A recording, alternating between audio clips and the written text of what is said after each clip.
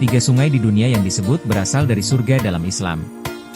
Dalam banyak ayat Al-Quran dan hadis Nabi Muhammad, surga digambarkan sebagai tempat yang indah, penuh dengan sungai-sungai jernih yang mengalir di bawah taman-taman yang hijau.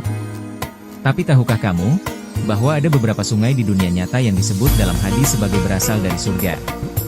Mari kita telusuri jejak 3 sungai agung yang disebut dalam sabda Nabi, dan masih mengalir di bumi hingga hari ini. Yang pertama adalah Sungai Nil, mengalir dari Afrika Timur hingga ke Mesir. Sungai Nil telah menjadi sumber kehidupan bagi peradaban Mesir kuno hingga sekarang.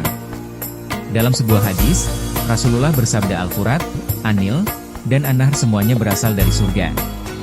Hadis riwayat Muslim dan Ahmad. Air yang mengalir deras di Sungai Nil bukan hanya sumber pertanian dan kehidupan, tetapi juga mengandung berkah spiritual yang diyakini berasal dari surga. Yang kedua, Sungai Eufrat, mengalir dari pegunungan di Turki, melewati Suriah dan Irak.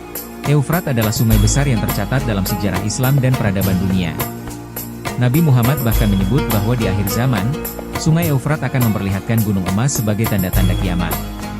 Tak hanya sebagai sumber air, Eufrat juga menyimpan misteri dan nubuat masa depan. Yang ketiga, Sungai Yordan. Sungai ini mengalir dari Gunung Hermon ke Laut Mati, melewati wilayah-wilayah suci seperti Palestina dan Yordania.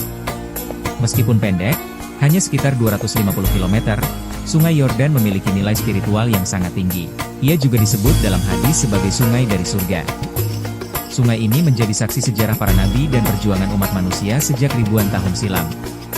3 sungai ini, Nil, Eufrat, dan Yordan, bukan hanya aliran air, tapi juga aliran makna, sejarah, dan keberkahan. Mereka menghubungkan bumi dengan janji surga. Sampai jumpa di video selanjutnya. Wassalamualaikum warahmatullahi wabarakatuh.